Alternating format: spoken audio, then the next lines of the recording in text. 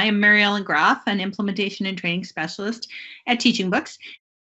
Our goal today our learning objective is to leave the session with resources that reflect a global perspective to include in your work, to integrate award-winning diverse books into all content areas, to bring culture and race to the forefront of literary conversations, and to explore primary source materials from authors sharing personal insight.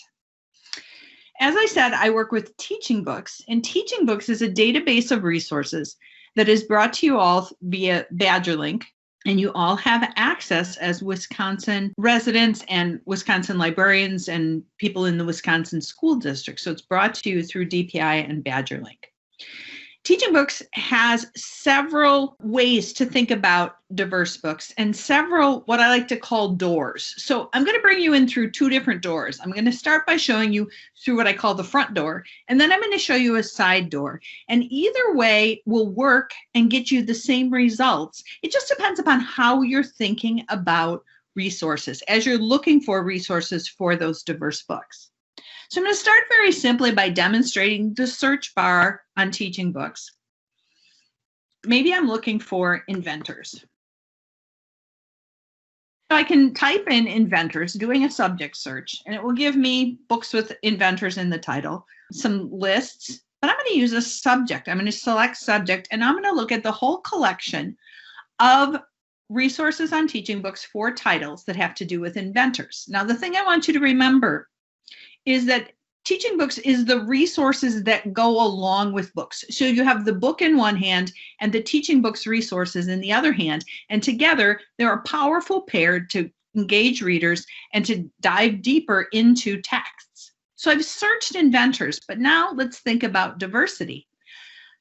What I want to do is use the filter results on the left side of the screen, and I can filter by grade band, by curricular area, but let's go down to cultural area. So immediately I can take a cultural area and narrow by cultural area. So now I'm looking at inventors, and there are ones that are tagged in the database as African American, and maybe I want to narrow by grade band. So now I'm looking at a narrowed result, and I can go to any one of these book pages. So I'm going to take a look at Whoosh, Lonnie Johnson's Super Soaker by Chris Barton. And as you scroll down, you can see the resources that go along with this title, as well as its classification. It's a biography, nonfiction, grade 1-5, and it happens to represent the African American culture. As I scroll down, you can see I have some icons that I'll refer to later, but allow you to customize and share the resources on TeachingBooks. So once I go in and I find a title I'm interested in, I can then explore the resources. I've got a Meet the Author recording. As I scroll down, you can see there's also book guides and lessons. There's a reading, which might be an excerpt. There's a book trailer, and I can look at the awards and distinctions for this title as I'm judging whether it's something I want to use for my particular circumstance. So that's one way you can go in, like I said, through the front door to be able to see a title. You start with a subject search and you can narrow.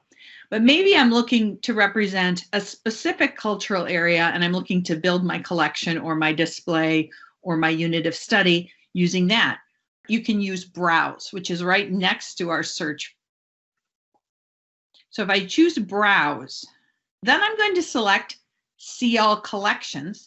And I can then start a search by any of these cultural areas. So maybe we're looking for titles that represent Latinx. Now you can see the results for 1,649 books. We can again narrow by grade band, and maybe I'm looking for the littlest readers this time, pre-K 2. And I'm thinking to add to my read alouds or my story time.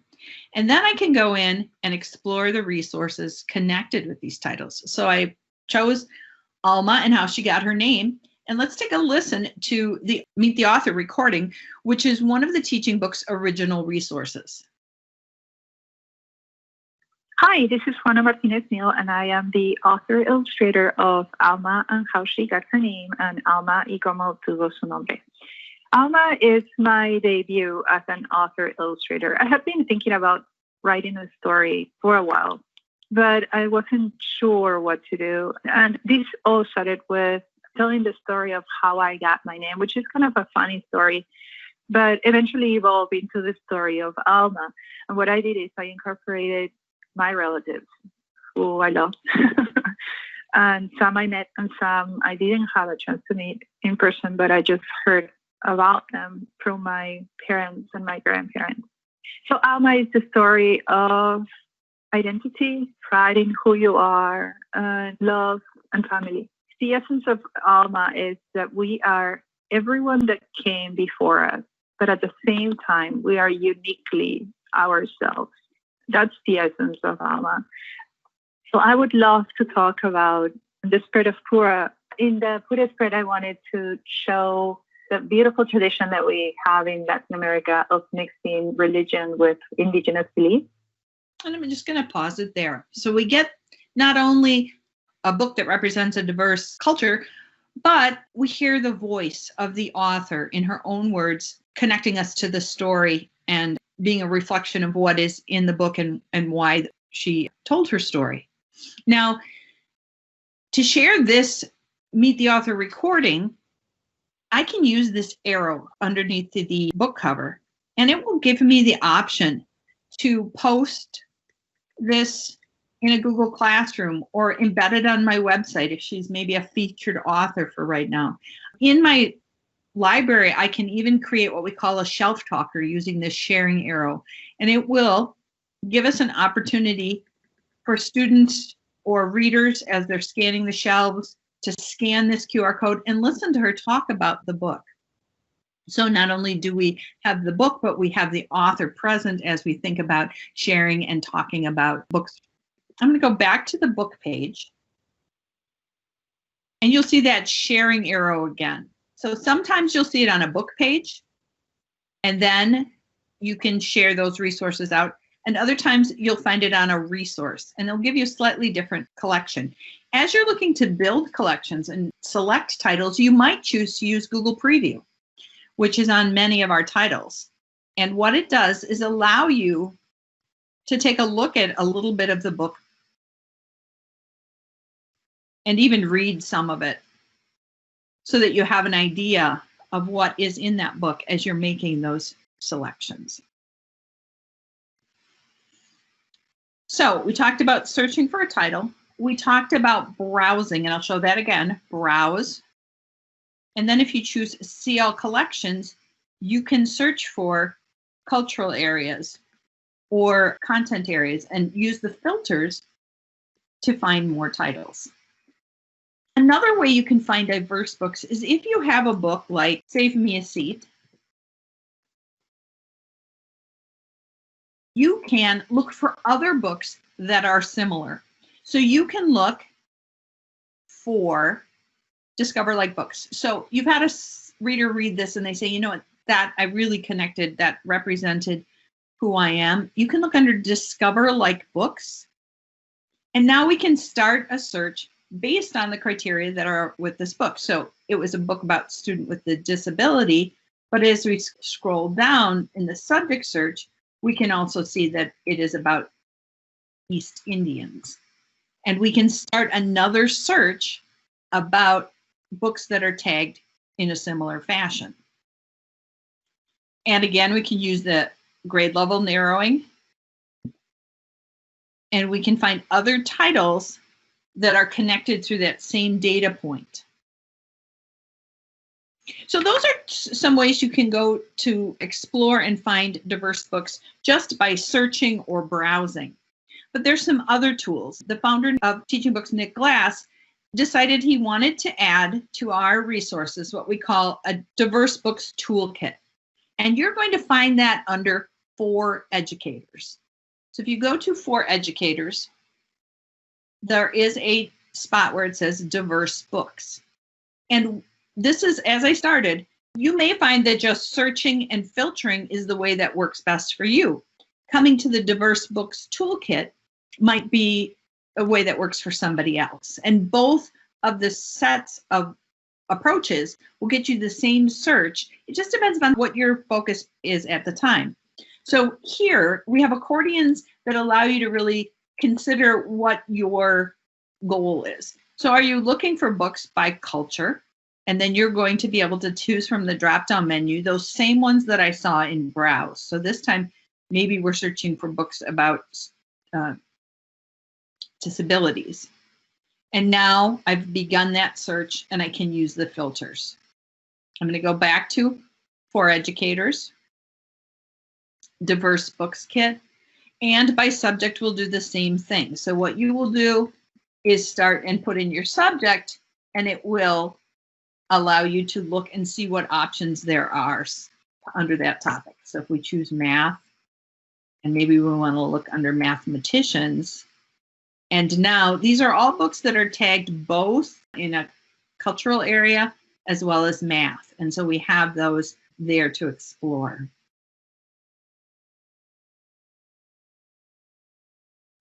As you continue to go down, I think it's fairly obvious, when you go to the expanded search, you can put in more than one parameter. You can search cultural area, genre, curricular area, and search those. So you can start your search more narrow from the beginning by choosing several factors. As I continue to scroll down, original interviews with diverse authors and illustrators. So this is really focusing on the author and illustrator, and it will search, it will work much like the search bar. If you're just looking for diverse books, awards, and thematic book lists, you can start here and you can just search for the lists. And now you're given lists from different sources that you can go in and explore titles. And you can even continue to narrow here by cultural area. So maybe you're looking for more LGBTQ lists, and you can go in and dig into those titles and find the resources for those books on those. I'm going to go back again through the For Educators, diverse books, and as we scroll down, you can see there are a few more options. Diverse books, cultural representation and activities, and collection analysis reports. I'm going to talk about collection analysis and reports first, and then I'll go back to cultural activities. I guess there's one other thing I want to point out before I talk about lists. The other key phrase that can be very helpful to you is to use the search box and use the tag #ownvoice, because we have quite a few lists that are #ownvoice, which is people telling their own stories. So I'm going to choose the middle grade novels. So these are authors who identify as telling their own stories. Someone may write a book about a diverse population, but they may be from a different group. These ones are people who have identified themselves as writing about their own story. And so that phrase, #ownvoices, will bring up quite a few recently added lists that allow you to go in and explore those titles. So the next thing I wanted to talk about was creating lists and analyzing the collections that you're putting together. And there's a couple different ways that you can do this.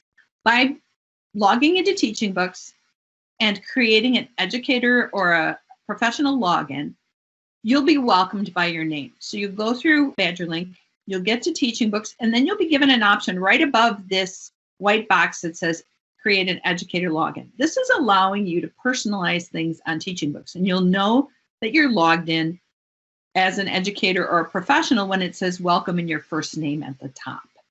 It's very simple. We ask for your work email, and we'll send you a confirmation code, and you'll set up a password. Then you can start creating custom book lists. There's a few ways to do it. You can do it one book at a time. But if you choose Save Me a Seat, you can start building a book list with all those resources on it simply by looking for the plus sign. And I'm going to add this to my Storytime list. Or I can start a new list, and I'll scroll down and I'll add it to my list. Once you begin building lists, you'll find them under the toggle menu, your reading lists, along with the wonderful Wisconsin book lists. You can build a list of as many titles as you want, and you can use the sharing arrows to send those or post those digitally. So if you're having people pick out titles and it's curbside pickout, you can put it on your website. You can embed it on your website, that list that you created. You can create a bookmark and it will automatically create a QR code to your book list, or they can use the web link. And as you create those lists, once you begin to create those lists, you can analyze them. So one of the ways you can analyze them is it will give you information on what you have on your list. So you can add books one at a time, or you can add them more quickly. So if you have the list in another format, you can select Create a New List. So this is under the toggle menu, Your Reading Lists, Create a New List. You can, if you're at your library checkout and you have a stack of books, you can use your scanner and scan the ISBN on the book, and it literally will build a list by sort of beep, click, and you save it and you'll have your list. Or if you have a longer list, and I have an example, you can cut and paste a longer list in. So I have saved a longer list. You'll see it's just an Excel spreadsheet that I happen to have. I can copy the titles in, and then I'm going to go back and grab the authors list and make sure it's grabbing it. And then I'm going to paste the authors in. And I'm going to title this list New List for Today, but you can call it whatever you want. And once you scroll down, you can import the entire list. It's got a few that it wants me to check on, but I can refresh and display this. And I can scroll down and just double check. Things that I would be looking for is sometimes authors might sometimes use their middle name and sometimes not. And sometimes our import would just want you to check that. But it looks like it has all my books in here. And if there's one that isn't in here, probably will show up as a blank cover and you can go in and edit it. So I quickly added that list. And now I have the ability on any list that I create, whether it's one book at a time or importing them, to analyze that list. And so when I'm viewing this book page, I'm going to select List Analysis Report. And now I can scroll down and see what's on my list. Now you have to think about what's the purpose of your list. If this is picture books, probably not having horror on the list is not a problem. But I can look down and see, well, maybe I need to add some cultural diversity. So I've started, but maybe I need to add some diversity representation or some women and girls or some Asian Pacific American, but I can thoughtfully then move forward as maybe these are books I'm going to use in a display. Am I diverse enough? Or maybe the purpose of this display is a genre display where I'm only presenting concept books. Then the fact that there aren't other graphic novels or historical fiction in it is not a problem. So using your professional judgment, you can analyze this list and decide what you need. So I'm going to say we maybe need to add a book with student disabilities, and that this was a picture book list. So I'm going to narrow it down to those youngest readers. And now I can explore and see if I can find a title. And maybe we want to add A Plan for Pops. And I can go in and preview that book, look at the resources, see what we've got, and decide, is that one we're going to add to the list? And now I can add that book by hitting the plus sign to my new book list. If you are looking to analyze a bigger collection, the easiest way to do that is the 4 educators and the book lists and collections. So I showed you how to add them one at a time. I even showed you how to copy and paste up to 200 titles. You can copy and paste up to 12,000 titles and analyze the list. Once it gets to be over 200 titles, it's not going to save it with all the resources, but it will give you the analysis report. So you might want to think about maybe just a collection or a group of books, or maybe just the new books that you're adding this year. And you can generate that report, and it will talk you through the steps. It looks very much like the copy and paste, but you can name the collection, you can copy and paste the titles and authors from another source and generate that report so you can, as a professional, think critically about your collection. And then the last section that I wanted to talk about was promoting discussion and conversation. And there's 3 places I can think of that can do that. One is through our multi-level lessons. Another is through using text complexity for conversations with professionals. And the other is using the book guides and lesson plans. So if I take a look at a title like the 57 bus,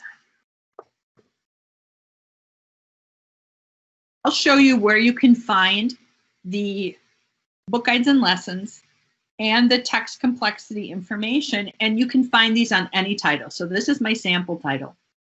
One thing I can do is I can view the text complexity for this title, and I can scroll down, and if this is a book I am reading deeply, first of all, you'll see the qualitative and quantitative data. And then you can add to your own assessment to crowdsource measure. But if you're just looking at the information about this text and you're thinking about it critically, you can choose this option, and it will allow you to go through and complete a text complexity rubric.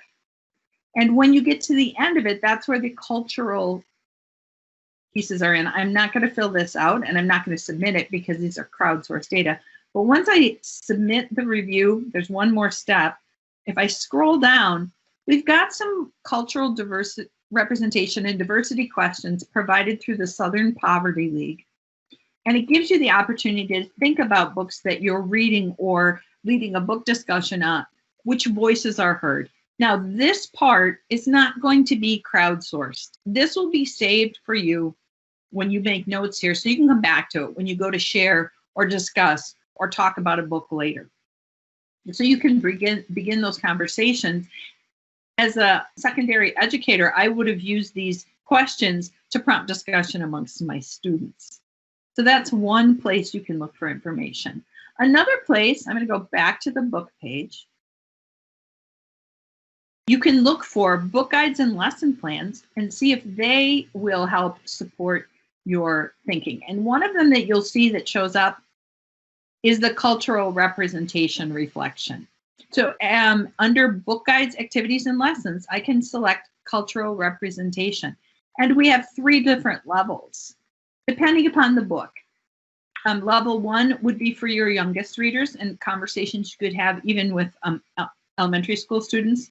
Level 2 is a little more advanced, and then level 3 is the most complex. Once you go in and create this lesson or this conversation, and save it, you're going to find it under the toggle menu under your lessons. So if you're trying to have that discussion and promote that conversation, it's like this once it comes to the browser. So if you're working with students or readers and having a book group that's virtual, you can actually send this to them and they're able to fill it in and send it back to you. And those are multi-level cultural representation conversations. You can also find those. So I said you could find them on the book page. You can also find them under For Educators, and it was diverse books, and now cultural representation activities. So you can go in through the book title, or you can go in through For Educators, and it will give you options. So if we want to look at teens, children, or all, these are all of the titles that have the cultural representation lesson connected to it. And I checked with our content team because I wanted to see which ones they're connected to. So these Cultural representation reflections are connected to historical fiction, science fiction, biography, anything that is marked as a cultural area, social studies, history, but it allows you to then go in and let's look at our elementary school readers, and maybe we want our genre to be biographies. So we want to look at cultural representation reflections on 1st through 5th grade books, biographies. So that's multi-level lessons, book guides, and text complexity. Before I sign off, I want to thank you for allowing me some time, and I'm going to show you that if you are on TeachingBooks and need to refresh, or if there's something I referred to that I didn't discuss in this webinar, you can look under Help. And there's several things. You can contact us. You can use the video tutorials, which will talk about some of those basics, creating a custom reading list, creating an educator login, sharing resources, or you can explore our webinar archive. We also have some upcoming webinars you can join us for, so that's under Help and Training. You can look under Schedule, Webinars, and you can sign up for more training on our tools and resources that we have on TeachingBooks.